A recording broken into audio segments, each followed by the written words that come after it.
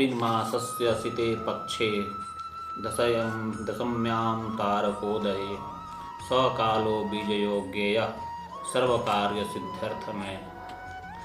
मम क्षेमारोग्यादि सिद्ध्यर्थं यात्रायां बीजयः सिद्ध्यर्थं गणपति मातृका मार्गदेवता पराजिता समी पूजनानि करिष्ये। जय माता की। मित्रों, मैं अभिषेक तिवारी आप सभी को दशहरा अथवा विजयादशमी की हार्दिक शुभकामनाएं एवं बधाई देता हूं। आश्विन मास के शुक्ल पक्ष के दशमी तिथि को इसका आयोजन होता है। भगवान श्री राम ने इसी दिन रावण का वध किया था तथा देवी दुर्गा ने नवरात्रि एवं 10 दिन के युद्ध के उपरांत महिषासुर पर विजय प्राप्त किया था। इसे असत्य पर सत्य की, अत्याचार पर सदाचार की, पाप पर पुण्य की तथा अधर्म पर धर्म की विजय के रूप में मनाया जाता है। इसीलिए इसे विजयादशमी कहा जाता है। इस दिन लोग शस्त्र पूजन भी करते हैं, नया कार्य प्रारंभ करते हैं। ऐसी मान्यता है कि इस दिन जो भी कार्य करते हैं उसमें विजय प्राप्त होती है। प्राचीन काल में राजा महाराजा लोग इस दिन विजय की प्रार्थना कर रण यात्रा के लिए प्रस्थान करते थे, सीमोल्लंघन करते थे। विजयादशमी भगवान राम की विजय के रूप में अथवा दुर्गा पूजा के रूप में, दोनों ही रूपों में यह शक्ति पूजा का पर्व है, शस्त्र पूजन का पर्व है, हर्षोल्लास तथा विजय का पर्व है। भारतीय संस्कृति वीरता की पूजक है, शौर्य की उपासक है। व्यक्ति और समाज के रक्त में वीरता प्रकट हो, इसीलिए दशहरे का उत्सव रखा गया है। दशहरा का पर्व 10 प्रकार के पापों यथा काम, क्रोध, लोभ, मोह, मद, मत्सर, अहंकार, आलस्य, हिंसा और चोरी के परित्याग की सद्प्रेरणा प्रदान करता है।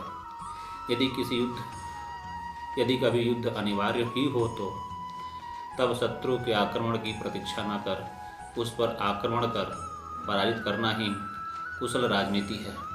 भगवान राम ने ऐसा ही किया तथा बाद में भी मराठा शिरोमणि शिवाजी महाराज ने भी आक्रांता औरंगजेब के विरुद्ध इसी दिन प्रस्थान करके हिंदू धर्म की रक्षा किया। भारतीय इतिहास में अनेक उदाहरण हैं जब हिंदू राजा इस दिन विजय प्रस्थान करते थे। दशहरा का उत्सव शक्ति और शक्ति का समन्वय बनाने का उत्सव है। ऐसा माना जाता है कि आश्विन शुक्ल दशमी को तारा उदय होने के समय विजय नामक मुहूर्त होता है। यह काल सर्वकार्य सिद्धिदायक होता है, इसलिए भी इसे विजयादशमी कहा जाता है। भगवान राम ने के द्वारा लंका पर चढ़ाई के समय शमी वृक्ष ने भगवान के विजय का उद्घोष किया था, इसलिए विजय काल में शमी वृक्ष की भी पूजा की जाती है। शुभ मुहूर्त में भगवान श्री राम के चित्रपट को अपने समक्ष रखें, एक देसी घी का दीपक जलाएं, तब अपने अस्त्रों की पूजा करें। व्यापारिक दृष्टि से देखा जाए तो बही खातों, लेखनी आदि की भी पूजा किया जाता है। पूजा के लिए भगवान राम के सामने सारे शस्त्रों अथवा बही खाता को लाल कपड़े पर रखें, गंगा जल अथवा शुद्ध जल से छीटा दें। इसके बाद हल्दी, चंदन, कुमकुम आदि से तिलक करें और प्रत्येक चीज़ पर स्वास्तिक का चिन्ह बनाएं तथा मौली बांधें। पुष्प अक्षत चढ़ावें तथा इसके बाद शमी वृक्ष की पत्तियों को अवश्य चढ़ावें तथा श्री राम से अपने मंगल की कामना करें। इसके बाद आरती करें। तत्पश्चात शमी वृक्ष की भी पूजा करें। अंत में समस्त सामग्रियों को यथास्थान रख दें।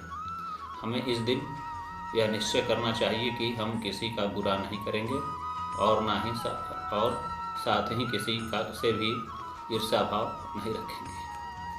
और अंत में मित्रों, मेरी वीडियो को ज़्यादा से ज़्यादा लाइक, शेयर एंड सब्सक्राइब करें तथा कोई प्रश्न हो तो कमेंट्स बॉक्स में अवश्य बताएं।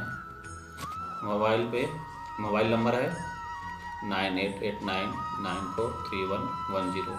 आप इस पर फ़ोन करके कुंडली का फलादेश प्राप्त कर सकते हैं, पूजा पाठ संबंधित जानकारी प्राप्त कर सकते हैं। अब फिर मिलेंगे अगली वीडियो में, तब तक के लिए जय श्री राम, जय श्री परशुराम, जय महाकाल।